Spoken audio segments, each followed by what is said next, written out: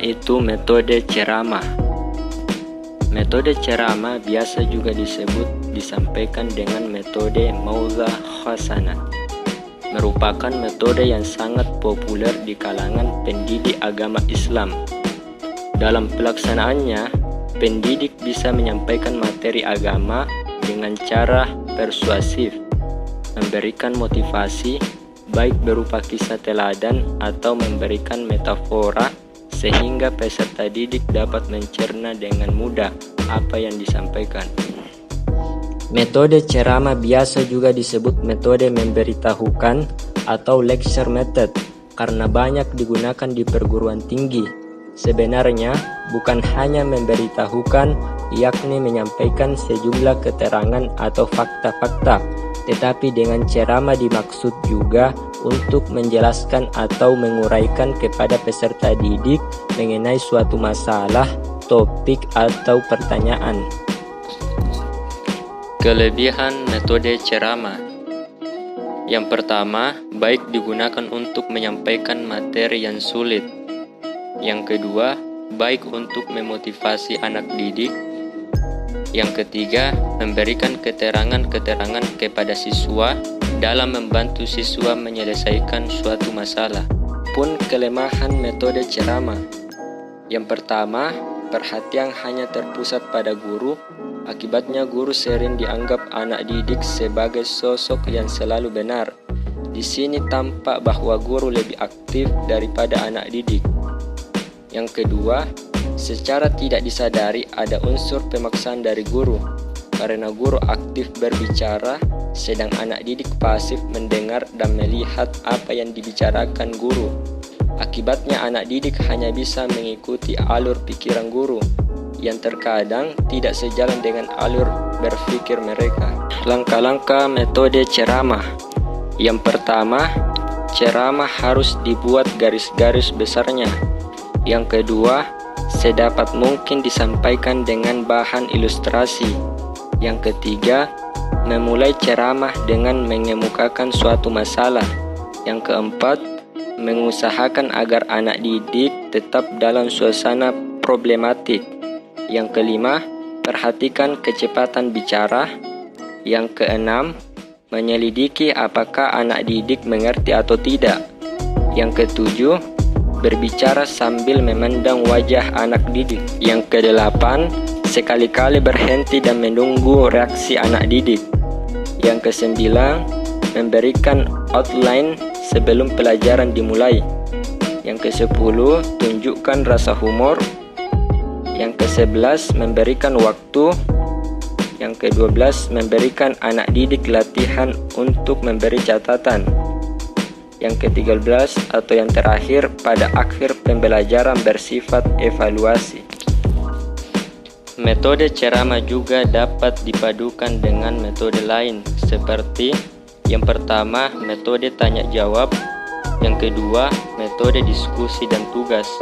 Yang ketiga, metode demonstrasi dan latihan.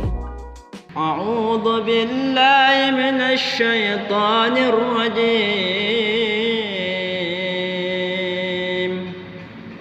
Bismillahirrahmanirrahim. Wa kullan naqussu 'alaika min anba'ir rusuli ma nusabbitu bihi fu'adaka wa ja'aka fi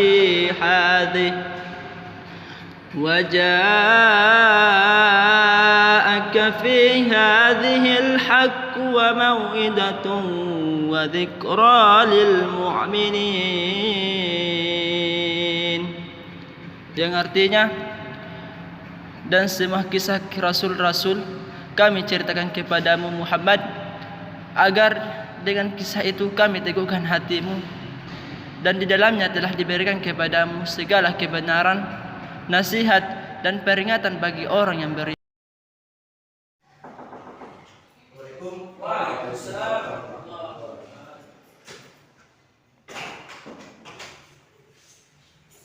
Selamat pagi teman-teman. Apa kabar hari ini?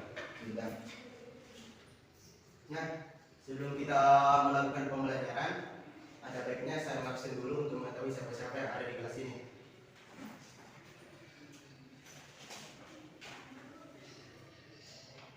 Ardi, Ada Pak. Hasrat, Ada Pak. Jamal, Ada Pak. Sofyan. Ada Pak. Alhamdulillah.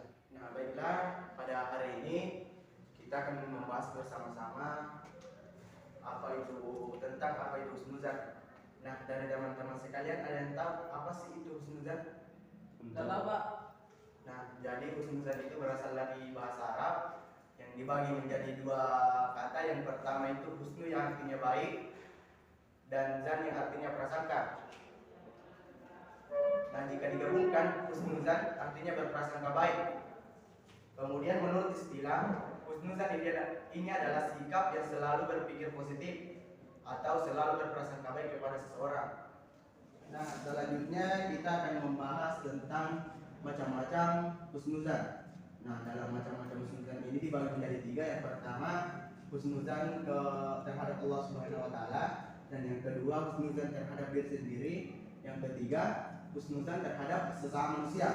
Nah, husnuzan terhadap Allah Subhanahu wa taala selalu berprasangka baik kepada apa yang telah diberikan Allah kepada kita. Salah satu contohnya mensyukuri apa yang Allah berikan kepada kita untuk hari ini.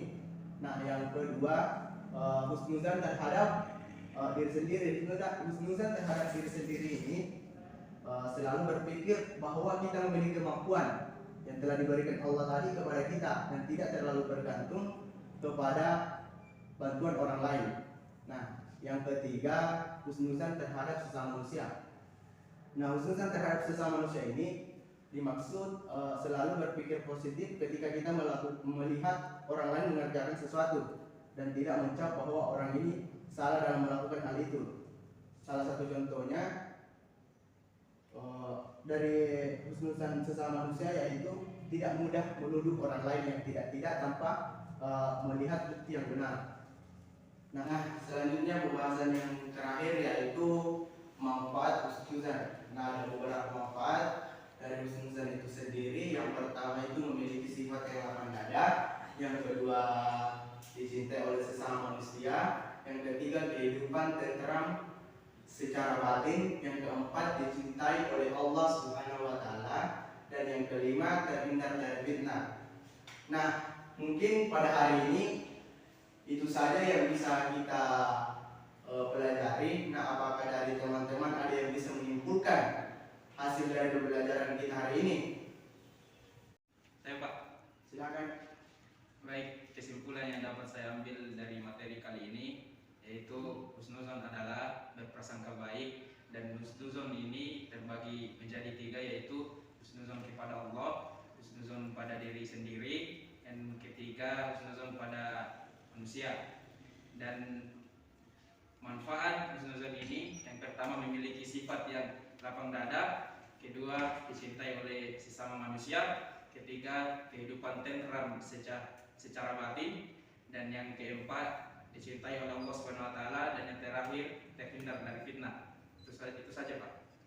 Baik, terima kasih atas kesimpulan yang telah diberikan. Berikan aplaus kepada temannya karena sudah memberikan kesimpulan yang sangat baik. Jadi mungkin itulah apa yang bisa kita pelajari hari ini.